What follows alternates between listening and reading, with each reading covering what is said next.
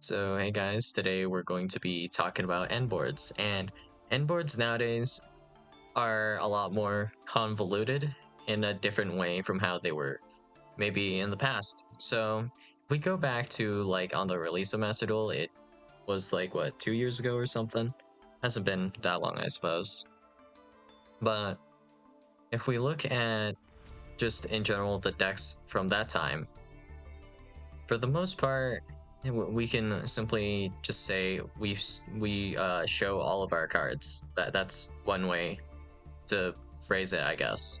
So what I mean by that is whenever we have an end board, everything you see on the end board for the most part is the end board, and that's just the cards on field, right? And that's all you would have to deal with. Well, before anyways. So nowadays, if we go with just, for example, pure Unchained, what pure Unchained can do is if we were to normal summon Tour Guide, this is a 1 card combo. This goes all the way into Unchained Soul of Rage and Wave High King Caesar pass, pretty much. So this is only going to be 2 monsters on the end board, right? So you might be thinking, you know what, it's just 2 guys. That doesn't sound too bad. I've already stared down like Baron plus Warlord Savage plus Hulk or whatever. And you know what's crazy about this? I'm pretty sure this has more interrupts than Hulk plus Warlord Savage or whatever. Because that Hulk, despite having more bodies on the Hulk end board, despite having more bodies on the end board, it is actually going to be less interactions overall.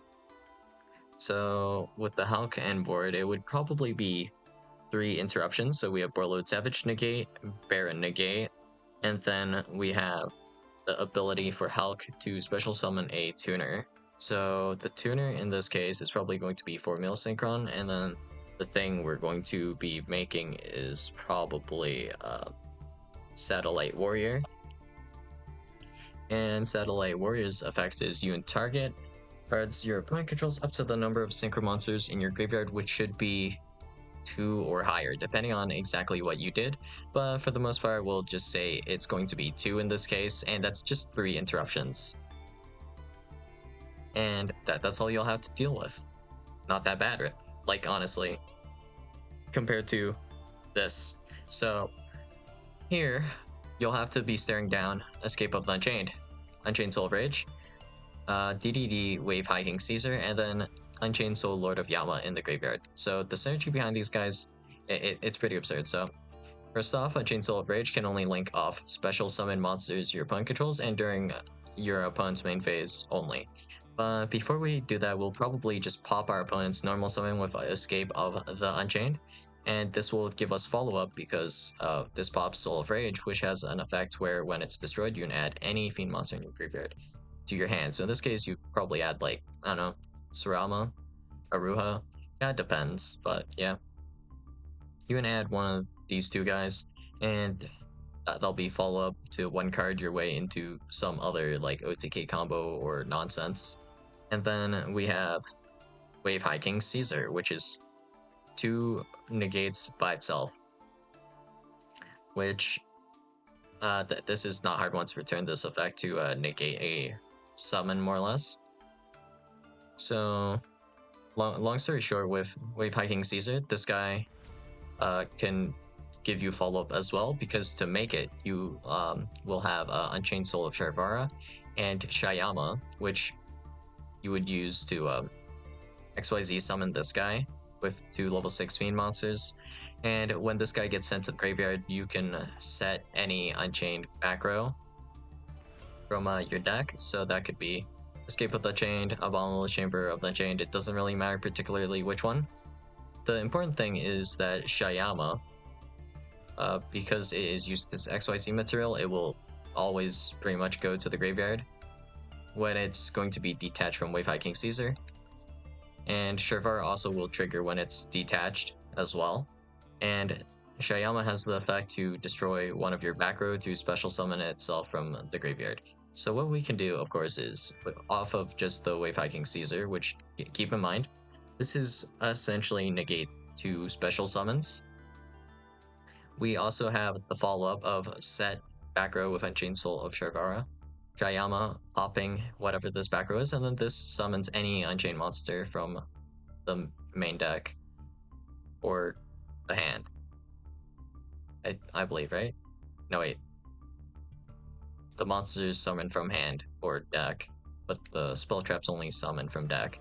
But in any case, that's going to be 2 bodies, which allows you to make Yama, and then you just do whatever. So that's essentially how this goes.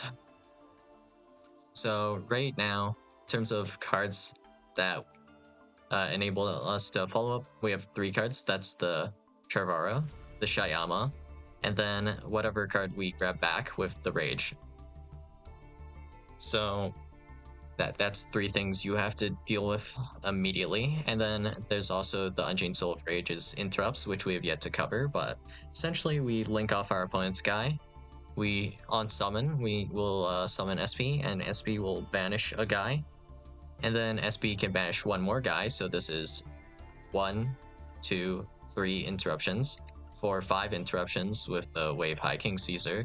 And then with the Escape of the Unchained, that brings us up to, let's see, 6. So that is 6 interruptions with only 2 monsters on the field. And also, in this case here, we also can get actually more interruptions still. So this isn't going to require too much more engine, but still technically we could end on 1 more Unchained back row.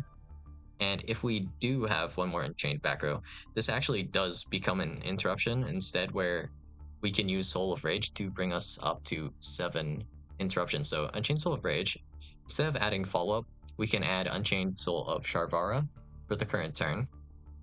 And then what we can do is we can Unchained Soul of Sharvara to pop the back row. That's not Escape of the Unchained. It'll probably be Abominable Chamber of the Unchained then in this case. We can summon Sharvara to pop this, and then this will trigger to summon Abominable Unchained Soul, which is essentially just going to be a on summon non-target destroy 1 card.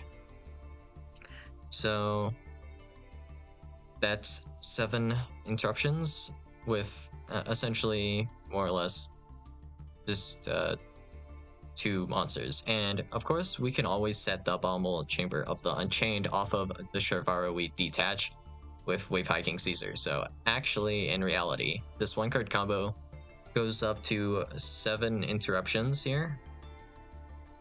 And yeah, that's pretty rough, is it not? And it's not very apparent that all of these interruptions and how they interact. But there's also, of course, how these guys load and technically, well, they give you a follow-up play for the next turn as well. So, yeah. This gives us essentially 2 different follow-up plays, so we can have Unchained Soul of Rage, grabbing a 1-card follow-up that does something.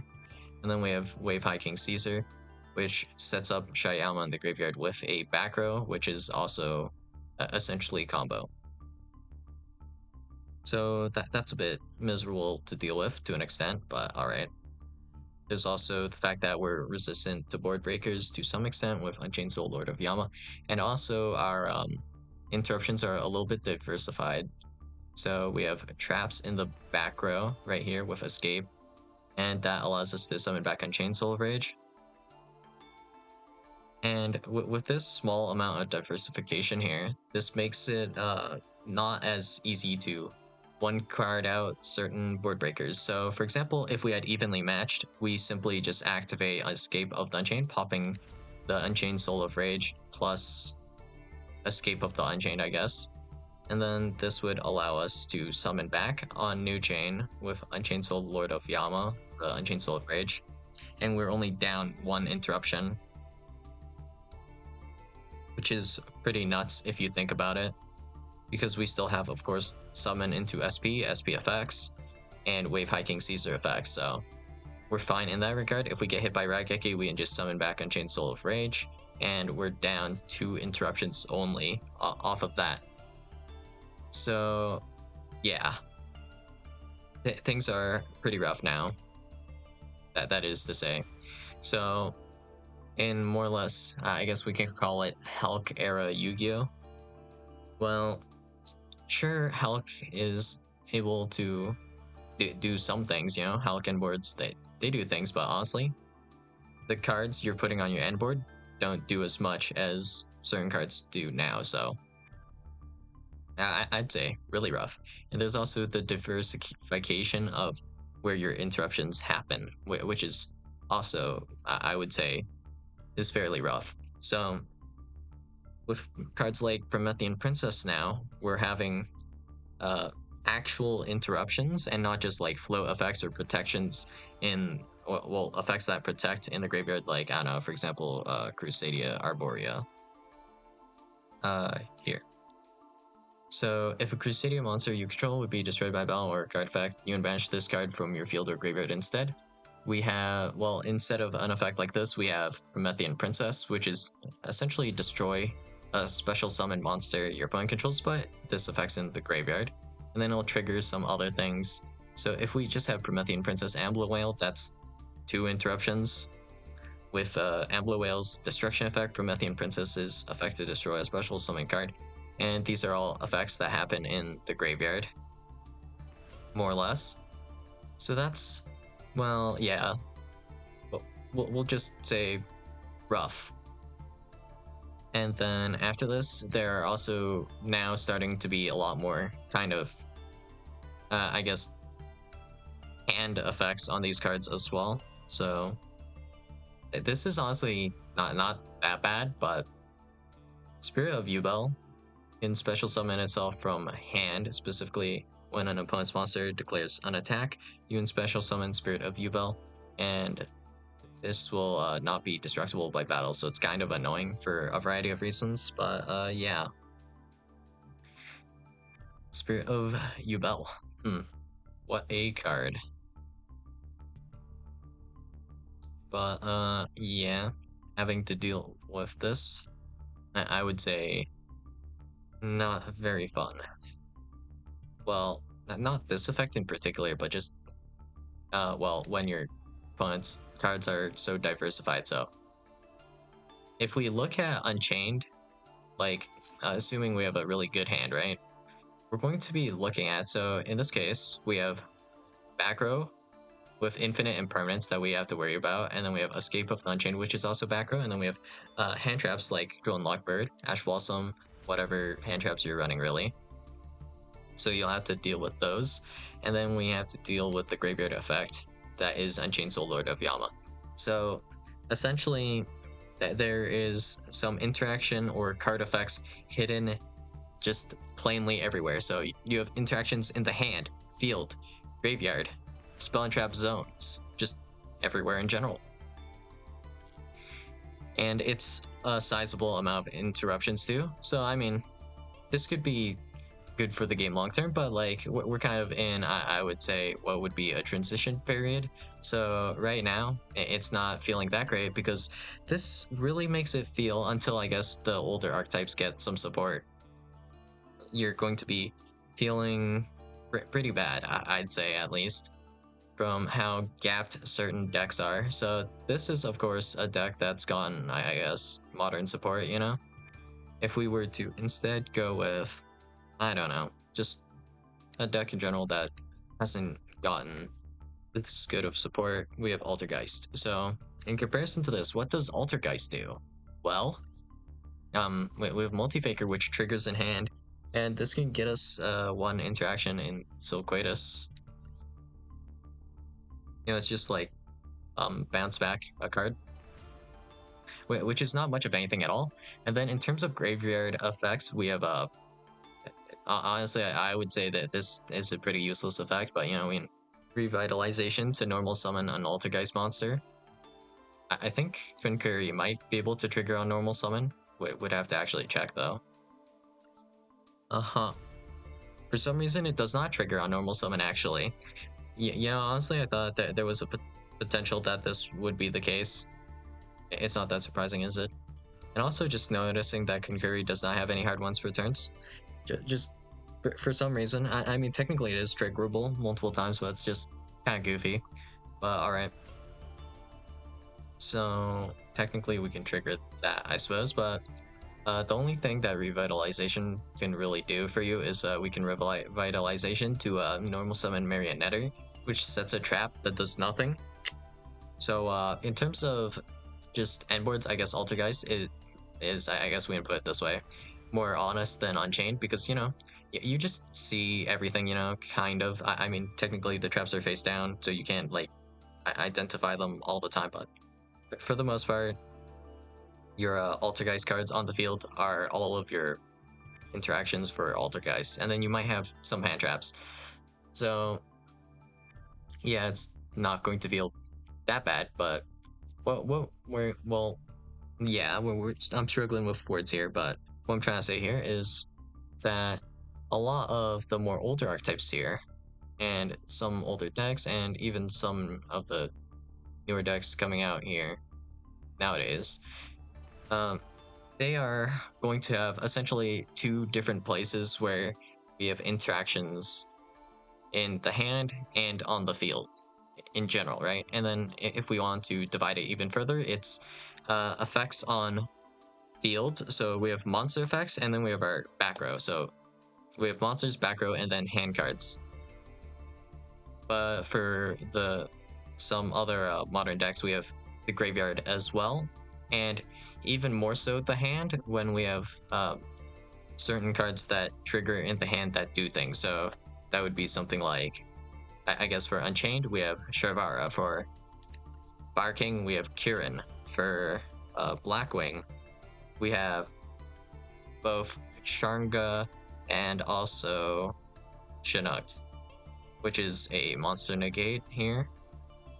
And there's also technically something like a Rika Princess, which you would have to deal with. So we're looking at, well, I guess Blackwing would be the absolute worst one to deal with in this regard. You would have to deal with Sharnga effect in the graveyard, Chinook effect in the hand, actual somewhat live back row, and then all of the monsters on the field. So it gets pretty overwhelming. And Blackwing, I don't remember how many interactions Blackwing actually has, but it's actually fairly high. And there's also the burn effect, which limits your plays to an extent. But for the most part, we're looking at interactions from, depending on your perspective, four or three different locations, whereas some older decks can only interact from, you know, like field, graveyard, and Promethean Princess. I guess like these types of effects, they kind of help bandage this to an extent with being like a generic, I guess. Promethean Princess kind of helps a little bit, because technically you could, well, I mean, yeah, you can play Promethean Princess in Altergeist. It just feels like wonky and kind of upsetting, but yeah, it's something you would do, I suppose. But for the most part, the issue with cards like Promethean Princess is of course this further increases the gap between going first and going second. So if our opponent can use interactions from literally their hand, graveyard, field, and technically back row, which kind of matters a bit with cards like Dark Ruler No More, Forbidden Droplet, only affecting monsters. Board breakers are actually legitimately, to an extent, starting to get power creeped. So that's been happening for a while, I suppose. So yeah, how exactly am I supposed to go second into this? Especially with how efficient some of these cards are against hand traps as well. So not specifically going to say tour guide, but if we have Sharvara in hand, targeting during any stage here of setting up the end board is going to whiff. So I guess it's probably best technically if we have Sharvara to actually hold onto Imperm for the next turn, to do something like Imperm on Wave Hiking Caesar on turn 2, because Imperming while we have Unchained Soul of Sharvara legitimately does absolutely nothing during the entirety of the setup of this combo.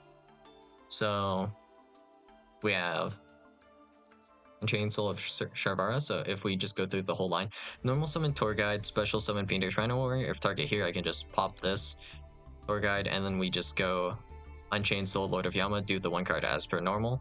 If we do the Imperm on Unchained Soul Lord of Yama, we can pop the Yama to resolve the search, and Sharvara, we can use this as one of the bodies to make Unchained Soul of Rage, which is what we were going to use Unchained Soul Lord of Yama, so we don't really lose out on anything here either.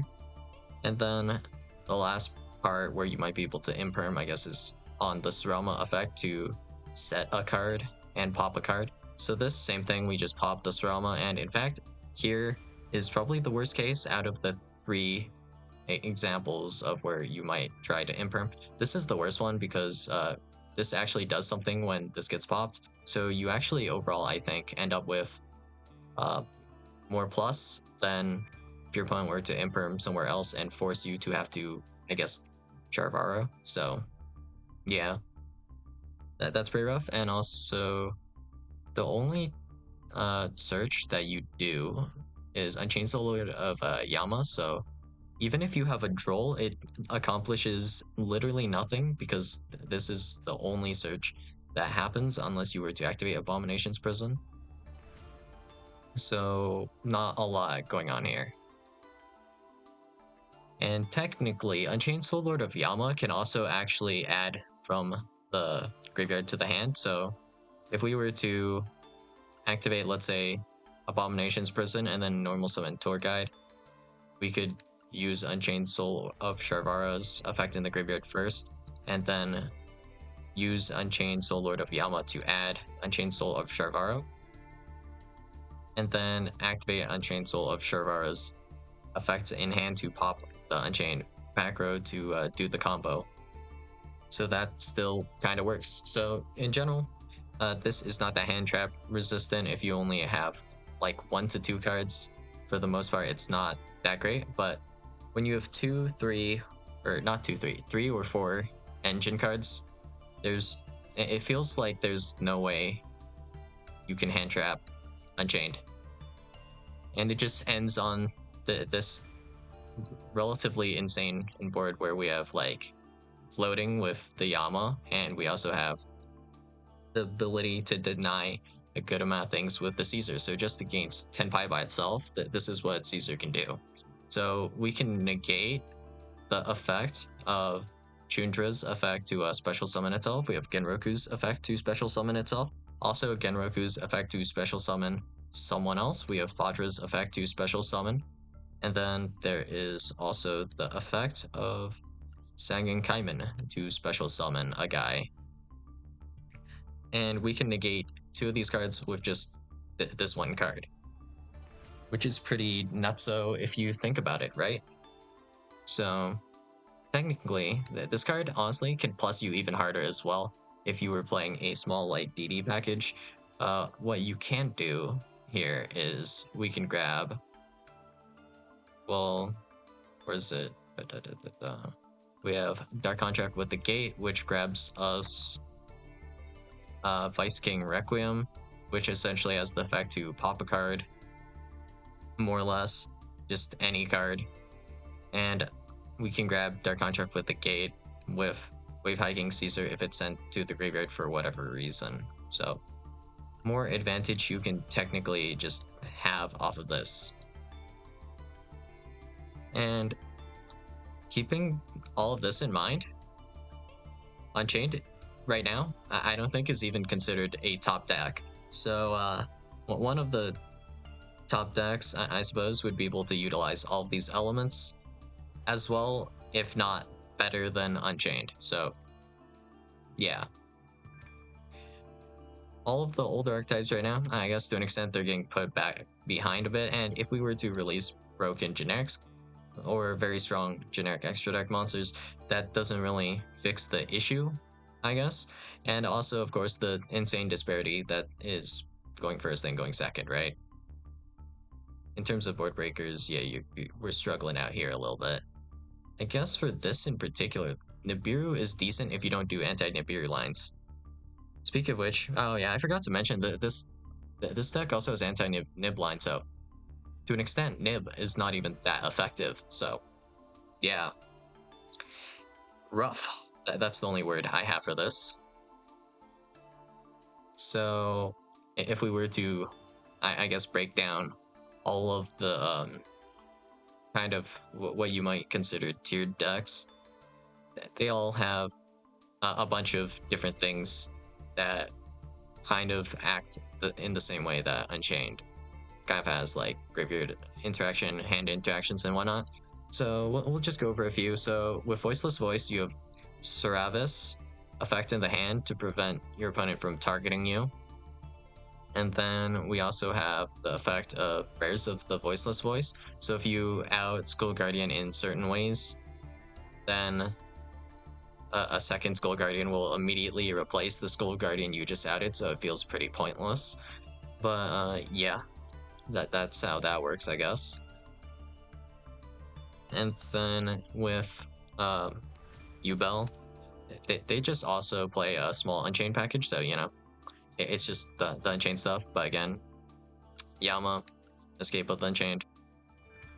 Yep, you can tank evenly, I guess. I mean, you still have a lot of interactions after an evenly, which is kind of nutso if we think about it that way. And then we have Centurion. So with Centurion, what we can do is we can Phalanx as follow-up to special summon Auxilla on turn 3. So yeah, that's some extra follow-up interaction right there. And technically you could also special summon Legadio, which has an effect to pop here. So yeah, that's just a little bit of something extra.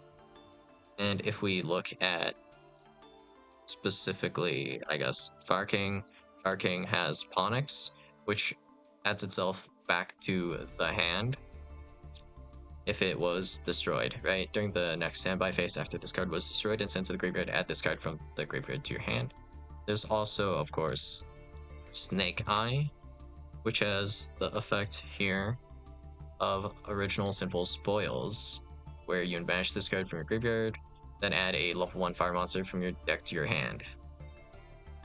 And of course, there's Promethean Princess with these guys as well.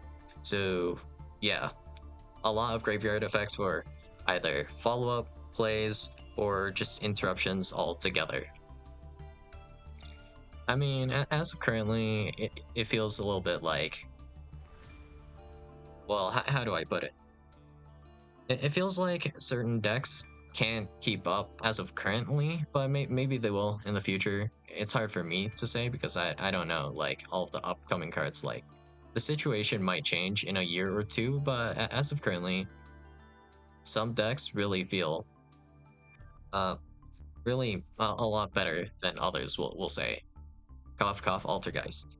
So yeah, that's all I got for you guys today, and I'll see you guys in the next video. Bye.